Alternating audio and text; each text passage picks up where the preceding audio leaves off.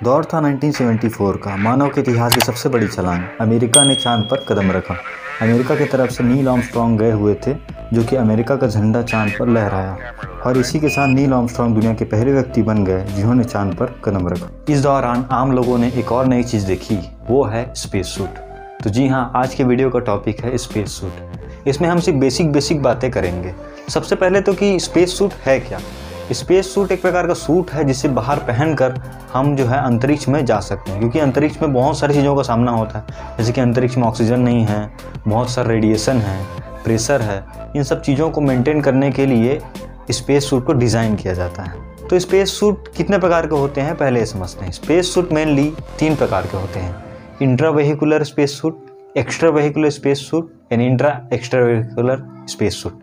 हाँ, वाह क्या एक्टिंग कर रहा है। समझाता हूँ। इंट्रा वेहिकुलर यानी जिसे आप स्पेस क्राफ्ट के अंदर पहन सके। मान के चलिए रूम है तो इसके अंदर मैं पहन कर रह सकूँ, उसके लिए बनाते हैं इंट्रा वेहिकुलर। एक्स्ट्रा वेहिकुलर यानी जब बाहर अंतरिक्ष में किसी काम करने के लिए, मान के चलिए रिपेयर करना है ISS को, उसके लिए जाते हैं तब पहनेंगे एक्स्ट्रा वेहिकुलर स्पेस सूट। जैसे कि अपोलो 11 के दौरान Neil Armstrong extra vehicular space suit पहनकर गए थे। तीसरा प्रकार का होता है intra extra vehicular space suit. नाम से ही स्पष्ट है कि इसे आप स्पेस क्राफ्ट के अंदर भी पहन सकते हैं और बाहर भी पहन सकते हैं। तो चलिए बात करते हैं इसके मेजर कंपोनेंट्स की। इस वीडियो में हम सिर्फ उन कंपोनेंट्स की बात करेंगे जो हमारे लिए बहुत ज़्यादा ज़रूरी है समझना, और हम ऊपर लेकर चलेंगे, क्योंकि अगर हम इसके डीप जाएं तो इसमें सालों लग जाएंगे बताते बताते, लेकिन ये ख़त्म होने वाला टॉपिक नहीं है। तो रहने दो फिर। तो सबसे पहले समझते हैं कि स्पेस सूट में होता क्या क्या है। स्पेस सूट में वैसे तो बहुत सारी चीज़ें हैं, और ये लगभग 16 लेयर तक का भी हो सकता है। तो जैसे ही आप अंतरिक्ष में जाएंगे, सबसे पहले आपका सामना होगा सूरज मामा से। अरे मामा तो चंदा होता है ना, बात तो सही है। तो क्या कहेंगे, चाचा? हाँ, तो उससे आने वाले रेडिएशन से आपका सामना होगा। तो सवाल ये आता है कि जब हम पृथ्वी पे हैं तो रेडिएशन का सामना क्यों नहीं होता? क्योंकि पृथ्वी के बाहर में ओजोन परत है जो कि इस रेस को फिल्टर कर देती है, लेकिन अंतरिक्ष में तो ऐसा कोई फिल्टर है नहीं। इसी वजह से स्पेस सूट को इस तरह से डिज़ाइन करना होगा कि ये बाहर से आ रही होगी किरणें, ऐसे alpha, beta, gamma, visible lights, हर तरह की जो रे है वो सूर्य से निकलती है, उसका सामना आपसे सबसे पहले होगा। तो स्पेस सूट को जिस तरीके से डिज़ाइन किया जाए कि ये रेस अंदर ना आ पाए। ये बड़ी अच्छी बात कही आप। फिर आपका सामना होगा दबाव से, यानी कि प्रेशर से। प्रेशर हमेशा हमारे ऊपर लग रहा है। हमारे ऊपर जो हवाएं हैं ये 1 एटमॉस्फेयर का दाब लगा रही है, 1 ATM का। जब आप अंतरिक्ष में जाते हैं तो प्रेशर हो जाता है 0, और ये हमारे बॉडी के लिए बहुत नुकसानदेह हो सकता है। तो इस स्पेस सूट में 1 ATM का प्रेशर हमको मेंटेन करना पड़ेगा। तो इसमें बहुत सारे प्रेशर मैकेनिज्म लगे होते हैं जो कि इस प्रेशर को मेंटेन करते हैं। अब हमारे लिए सबसे इंपॉर्टेंट चीज़ एक और है, वो है ऑक्सीजन। ऑक्सीजन हमारे ज़िंदा रहने के लिए बहुत ही ज़रूरी चीज़ है सभी चीज़ों में। हम मालूम है तेरे बाप को मत सिखा। अब हम ऑक्सीजन इनहेल तो कर रहे हैं, ऑक्सीजन हम अंदर ले तो रहे हैं, लेकिन कार्बन डाइऑक्साइड भी छोड़ेंगे। बात तो सही है। तो कार्बन डाइऑक्साइड को बाहर निकालने के लिए भी एक स्पेशल कंपोनेंट की ज़रूरत पड़ेगी। अब ऑक्सीजन आपको रखना है तो ऑक्सीजन रखने के लिए एक सिलेंडर की भी ज़रूरत पड़ेगी। अब इतने बड़े सिलेंडर को आप कहाँ लगाएंगे? तो पीछे एक मैकेनिज़्म होता है जिसको हम बोलेंगे बैकपैक। हाँ, वही बैकपैक जो हम पीछे रगड़ के जाते हैं, बस उससे थोड़ा अलग रहता है ये। इसमें और भी कई सारे सामान होते हैं। अब आपने कार्बन डाइऑक्साइड तो स्पेस सूट में छोड़ दिया, लेकिन अब उसको बाहर भी तो निकालना पड़ेगा ना। तो उसके लिए एक स्पेशल पार्ट होता है जिससे कि कार्बन डाइऑक्साइड को बाहर निकाला जाता है। अब ये सारी चीज़ें हो गई, तो अब आपका सामना होगा टेम्परेचर से। टेम्परेचर का मतलब मेरा ये है कि जब आप अंतरिक्ष में जाते हैं तो वहाँ पर टेम्परेचर बहुत ज़्यादा नहीं होता, बहुत कम होता है। ये तो लेटेस्ट न्यूज़ है। ऐसा लगता है कि सूर्य की वजह से टेम्परेचर बहुत ज़्यादा रहता होगा, लेकिन ऐसा नहीं है, क्योंकि अंतरिक्ष में तो गर्म होने के लिए कोई चीज़ ही नहीं है। मान के चलिए मैं पृथ्वी में यहाँ पे खड़ा हूँ, तो मेरे आसपास जो हवाएं हैं वो गर्म हैं, इसी वजह से मुझे गर्मी का एहसास हो रहा है। तो गर्म होने के लिए कोई चीज़ न होने के कारण स्पेस का टेम्परेचर -233 डिग्री तक जा सकता है।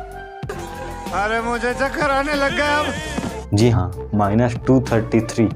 समझ सकते हैं कि इसमें क्या हाल होगा आपका अगर आप बाहर निकल गए तो स्पेस सूट को इस तरीके से डिज़ाइन करना होगा, इसमें ऐसे कंपोनेंट्स लगाने पड़ेंगे कि ये टेम्परेचर का असर हमारे बॉडी पर ना पड़े, और साथ ही इसमें लगे सारे कंपोनेंट्स अच्छे से काम कर सकें, और हमको जितने डिग्री सेंटीग्रेड का तापमान चाहिए उतना हमें मिल पाए। नहीं तो हम बाहर तो जा पाएंगे लेकिन अच्छे से काम नहीं कर पाएंगे। और जम जाएगी हमारी कुल्फी और यमदूत आएंगे और हमें खाएंगे। क्या बोला तूने? जैसे कि हम लोग अपने डेली लाइफ में फ़ोन का इस्तेमाल करते हैं एक दूसरे से बात करने के लिए, ठीक उसी तरीके से कम्युनिकेशन सिस्टम की ज़रूरत पड़ेगी जो उसमें इनबिल्ट होना चाहिए। वरना पता चला कि आपने फ़ोन किया, hello hello hello hello hello hello hello, नमस्कार, मैं हूँ देव कुमार मलिक, DK मलिक। और अचानक से कनेक्शन कट गया और बात नहीं हो पाई। हेलो बाबूराव है? नहीं, देवी प्रसाद है, बोल। साला रख दिया तो भी बात करता। तो अच्छे से कम्युनिकेट करने के लिए एक कम्युनिकेशन सिस्टम की ज़रूरत पड़ती है जो कि आपके हेलमेट में फिट हो। तो अब हेलमेट की बात कर ही दी है तो समझ लेते हैं हेलमेट के बारे में। तो ये हमारे डेली लाइफ में यूज़ होने वाले नॉर्मल हेलमेट की तरह नहीं है। ये हेलमेट एक स्पेशल टाइप का है। अब मान के चलिए आप बाहर आए, अब आपको काम करना है। अब आपके सामने वाला भाग तो ट्रांसपेरेंट होना चाहिए जैसे कि एक हेलमेट में होता है। अब सामने वाला भाग ट्रांसपेरेंट रहेगा तो आप सामने दिख पाएंगे। अब आप कहेंगे तो बना दो, इसमें दिक्कत क्या है। लेकिन दिक्कत तो यही है क्योंकि बहुत सारी रेस तो अंदर आ जाएंगी, तो उस रेस को फ़िल्टर करते हुए इसको बनाना पड़ेगा। अब आपने ये भी बना दिया तो अब अगली दिक्कत आएगी क्योंकि सूर्य से आने वाली जो किरणें हैं वो डायरेक्ट आपके आँख पे पड़ेगी तो आपकी आंखें ख़राब हो सकती है। तो उस हिसाब से इसको सन ग्लास की तरह, एक समझने के लिए बता रहा हूँ, सन ग्लास की तरह इसको बनाना पड़ेगा ताकि हम चीज़ों को देख पाएँ बाहर निकलने के बाद। अब हमने जॉइंट तो बना दिया, अब हमको ऐसा मैकेनिज़्म बनाना पड़ेगा कि ये इस तरीके से हिल सके। अभी हिल सकेगा तभी तो हम काम कर सकेंगे। तो ऐसे ही गले पर, हाथ पर, कोहनी पर, हर जगह पर आपको ऐसे मोबिलिटी जॉइंट्स लगाने पड़ेंगे। और इन सब चीज़ों के बाद भी आपका स्पेस सूट अच्छे तरीके से फंक्शन करना चाहिए। और अगर गलती से कहीं पर लीकेज हुआ तो ठाकुर तो गए हो।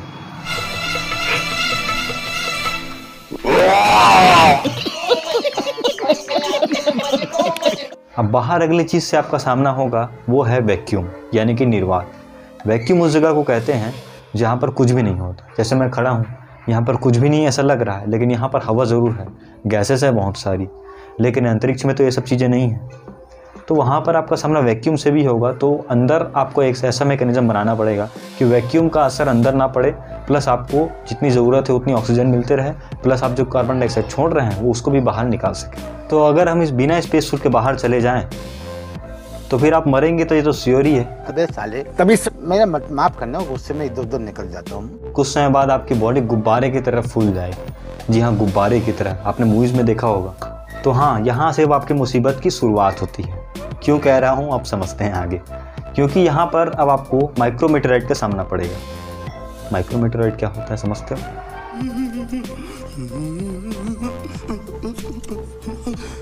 बताता हूँ। जैसे कि अंतरिक्ष में बहुत सारे पार्टिकल्स हैं, मान के चलो कोई पत्थर है वो घूम रहा है, उसकी स्पीड बहुत ज़्यादा हो सकती है। तो रहने दो फिर। अब हम बात करते हैं इसके सबसे इम्पोर्टेंट पार्ट। जी हाँ, हमने अभी तक सबसे इम्पोर्टेंट पार्ट की बात की नहीं है। सबसे इम्पोर्टेंट पार्ट इसमें है ग्लव्स। जी हाँ, मैं मजाक नहीं कर रहा। ग्लव्स इसका सबसे ज़्यादा महंगा होता है। और क्यों, इसका भी कारण मैं आपको बता देता हूँ। बाहर पर टेम्परेचर बहुत ज़्यादा है, तो कम से कम आपके हथेली जिससे आप काम करने वाले वहाँ जाकर, मान के चलिए कि आई है, तो इसके लिए अच्छे क्वालिटी के ग्लव्स हमको इस्तेमाल करने पड़ेंगे। ग्लव्स पूरे स्पेस सूट का सबसे महंगा पार्ट होता है, आप समझ सकते हैं, सबसे महंगा। आपने सोचा भी था इसके बारे में? कमेंट सेक्शन में ज़रूर लिखिए। इतने सारी चीज़ें तो हमने लगा दी। अब इस स्पेस सूट में बहुत सारे ग्लिचेस भी हो सकते हैं क्योंकि सॉफ्टवेयर का सिस्टम तो लगा ही हुआ है सारी चीज़ों को मेंटेन करने के लिए, और ये चीज़ें होती हैं। अभी तक ऐसी बहुत सारी घटनाएं देखी गई है जिसमें कि कई सॉफ्टवेयर ग्लिच की वजह से कई दिक्कतें आई हैं। इस सॉफ्टवेयर ग्लिच को समय के साथ ठीक भी किया जाता है। जैसे कि अमेरिका ने अपोलो 11 के दौरान चंद्रमा पर कदम रखा, तो उस समय तो चलने की ज़रूरत पड़ेगी क्योंकि ग्रेविटी तो वहाँ भी है, कम है लेकिन है तो ना।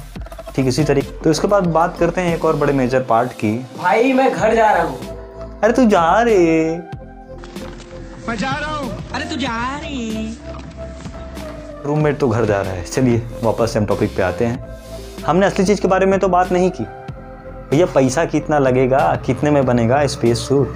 तो स्पेस सूट बहुत ज़्यादा महंगे होते हैं। बहुत मतलब बहुत ज़्यादा।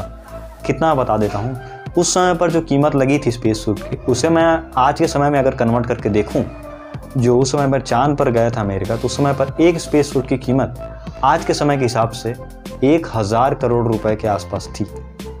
और वो अकेले नहीं गए थे, उनके साथ और साथी थे। तो एक एक स्पेस सूट की कीमत आज के समय में 1-1 हज़ार करोड़ रुपए है। अब आप ये समझिए कि 1974 में इस तरह के स्पेस सूट थे, तो अब सोचिए कि अब जो स्पेस सूट बन रहे होंगे वो कितनी हाईटेक बन रहे होंगे। तो ऐसा एस्टिमेट बताया जाता है कि आने वाले समय में जो स्पेस सूट बनेंगे उसकी कीमत, एक स्पेस सूट की कीमत 8,000 करोड़ रुपए तक हो सकती है। अब एक टीम में तो आप जाएंगे, मान के चलिए अब 3 लोग भी गए तो 24,000 करोड़ रुपए का तो सिर्फ आपको स्पेस सूट पहन कर जाना पड़ेगा, और बाकी मिशन का खर्चा अलग निकाल लो।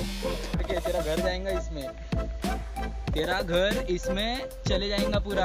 अगर मैं अमेरिका के अपोलो 11 मिशन की बात करूं, जिसमें कि चांद पर नील आर्मस्ट्रांग ने कदम रखा था, उसमें लगभग खर्च हुआ था 10 लाख करोड़ रुपए आज की कीमत। इस बात से अंदाज़ा लगा लीजिए कि 40 लाख करोड़ के आसपास हमारे इंडिया का 1 साल का बजट है। आपने सारे स्पेस सूट में एक और चीज़ जरूर ऑब्जर्व किया होगा, सारे स्पेस सूट का कलर वाइट है। क्यों? क्योंकि वाइट कलर सबसे ज़्यादा लाइट को रिफ्लेक्ट कर लेता है, इसी वजह से ज़्यादा गर्म नहीं होता, क्योंकि सूर्य से आने वाली किरणें इसको गर्म करने की कोशिश करती हैं। तो स्पेस सूट का कलर वाइट होने के कारण इसे बहुत ज़्यादा लाइट में देखना मुश्किल होता है। इसी वजह से इसमें दोनों लेग्स पे स्ट्रिप लगी होती है, जिसके सहायता से आप इसे बाहर देख सकते हैं। यानी कि बाहर अगर कोई एस्ट्रोनॉट काम कर रहा है और आप स्पेस क्राफ्ट के अंदर हैं तो आप अंदर से ही उसे देख सकते हैं। चलिए अब मैं आपसे एक सवाल पूछता हूँ, अंतरिक्ष में जाने वाले पहले व्यक्ति कौन थे? वो थे यूरी गागरिन। वो कौन से स्पेस सूट पहन कर गए थे? उस स्पेस सूट का नाम था SK-1। ये मैं आपको क्यों बता रहा हूँ? क्योंकि आपके एग्जाम्स के लिए बहुत ज़्यादा इंपॉर्टेंट हो सकता है। चलिए आप ये बताइए कि आज तक भारत से कितने एस्ट्रोनॉट्स बाहर गए हैं अंतरिक्ष में? मैंने जैसे ही ये कहा, आपके मन में पहला नाम आया होगा कल्पना चावला, सुनीता विलियम्स एंड राकेश शर्मा। लेकिन मैं आपको बता दूं, भारत से इकलौते व्यक्ति जो आज तक गए हैं वो थे राकेश शर्मा। जी हाँ, राकेश शर्मा के अलावा बाकी दोनों इंडियन नहीं थे। हालांकि वो जन्म इंडिया में लिए थे, इंडियन ओरिजिन के थे, इंडियन अमेरिकन थे, यानी कि उन्होंने अमेरिका की नागरिकता ले ली थी। लेकिन कोई ऐसे व्यक्ति जो कि भारत से थे और भारत की नागरिकता पर वहाँ पर पहुँचे, वो इकलौते व्यक्ति हैं राकेश शर्मा। अब हम राकेश शर्मा के बारे में एक और बात जान लेते हैं जो आप लोगों को पक्का पता नहीं होगी।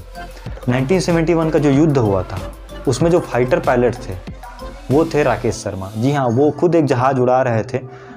युद्ध में योगदान देने के बाद उन्होंने एक कंपनी ज्वाइन की जिसके द्वारा वो अंतरिक्ष में गए। लेकिन वो इतनी सिंपल लाइफ जी रहे हैं कि हमें उनके बारे में आज भी पता नहीं है। सैल्यूट करते हैं शार्पन साइंस ऐसे लोगों को। तो अगर ये वीडियो आपको अच्छा लगा तो वीडियो को लाइक कर दीजिए और शेयर तो ज़रूर कर ही दीजिएगा। और आपका कोई सवाल है अगर स्पेस सूट से रिलेटेड तो आप कमेंट सेक्शन में लिख सकते हैं। वैसे मैंने जो भी चीज़ें आपको बताई है वो या तो मैंने नासा की वेबसाइट से बताई है या तो स्पेस वाली और भी जो मेन वेबसाइट्स है वहाँ से मैंने चीज़ें उठाई हैं। अगर आपको और इससे रिलेटेड वीडियो चाहिए जिसमें कि मैं ये बताऊँ कि वो बाहर खाना क्या खाते हैं, उनका लाइफस्टाइल कैसे होता है, तो इन सब चीज़ों के बारे में अगर आप जानना चाहते हैं तो नीचे कमेंट कर दें, मैं उस पर भी वीडियो ज़रूर बनाऊँगा। और हाँ, वीडियो को शेयर करना मत भूलिएगा। बहुत बहुत धन्यवाद।